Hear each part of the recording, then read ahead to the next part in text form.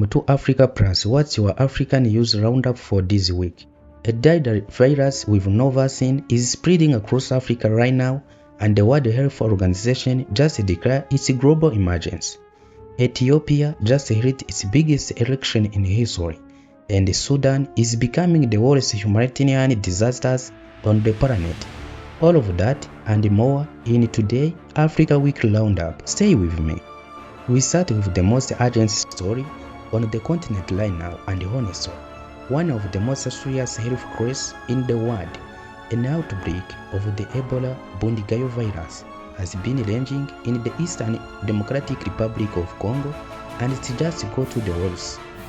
On the May 7th, the World Health Organization declared this outbreak a public health emergency of international concern, the highest level of global health alarm that exists. Now here, what's making this particularly terrifying? And like the more well-known Ebola Zaire strain, the Bundigayo virus strain has no approved vaccine and no approved treatment.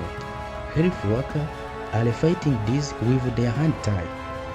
So far, more than 900 suspected cases and over 200 suspected deaths have been reported in DRC Uturi province, a region that is also home of near 1.9 million people in need of humanitarian aid.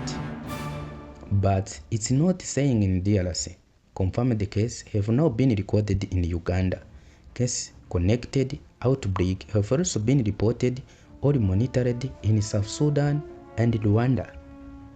Countries as far as South Korea, Canada, and Thailand are now screening travel and issuing health alerts. The World Health Organization Director General Dr. Tedros flew to Bunia, the epicenter of the outbreak this week, saying the key to supporting this community trust. The challenge, Uturi is the major commercial hub. People move, then the virus move with them. This is a story we will continue to follow very closely. If you want a full deep dive on the Bundigayo virus strain and why it is different, drop Ebola in the comment below, and I will make a video that about on it. Now let's move to East Africa, where today, June 1st, Ethiopia is holding one of the most consequential elections in its history. More than 54 million registered voters were expected to cast their ballots today across around 52 polling stations nationwide. Over 10,000 candidates from 42 different political parties are competing at the both federal and regional level. That sound is a lot of democracy right. Here, the complicated truth. Confidence is still ranging in the parts of the country, which means millions of Ethiopians simply could not vote today. Opposition parties are described by analysts and fragmented and weak, and hovering overload of each are massive geopolitical tension. The grand Ethiopians line sent them the Nile River dispute with Egypt, Sudan, and going war next door.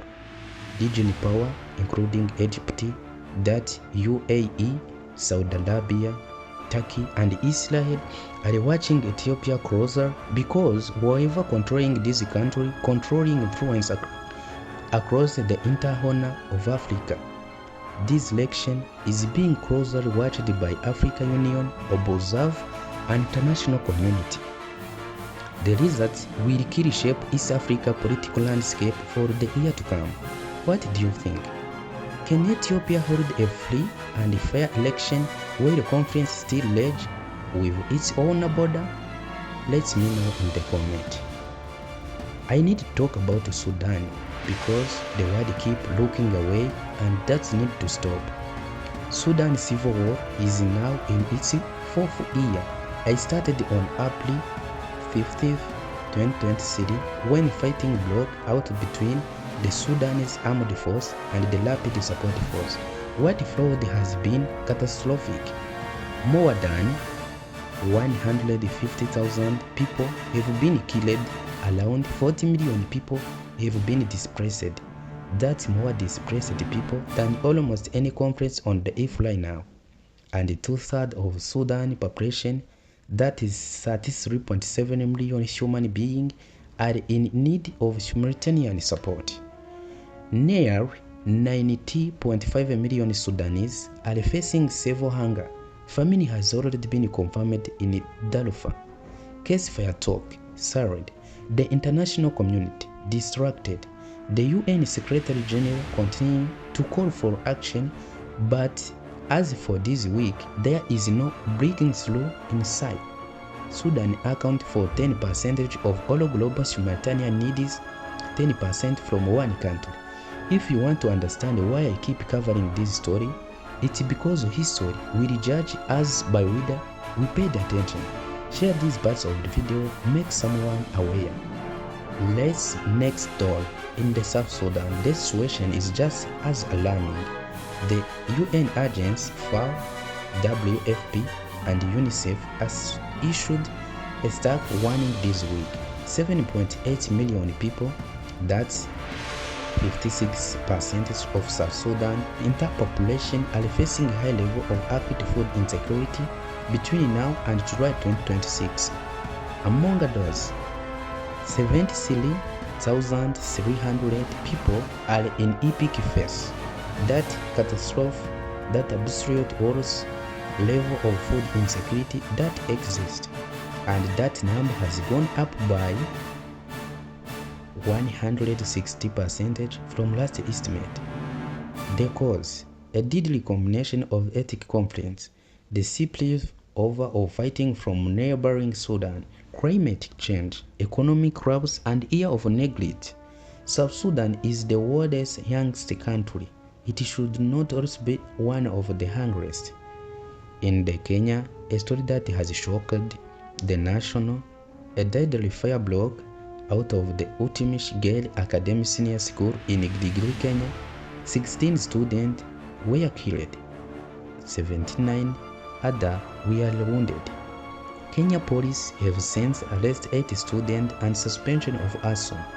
This comes as Kenya continues to grapple with youth unrest, school suffered concern that echo of last year Jane's protest that shook the country political establishment. Our heart go out to the family of every student affected. This is a tragedy that should never happen anywhere. And finally, a helpful update from South Africa. Angola has confirmed 30 mpox cases in this North province, 9 in Kambinda and 4 in UEG. Some of these cases were traced to the outbreak that began last year. Angola Health Minister has urged the public to continue following prevention guidelines to stop further spreading. Mpox remain an active concern across Central and West Africa, and will continue monitoring it alongside the Ebola storm.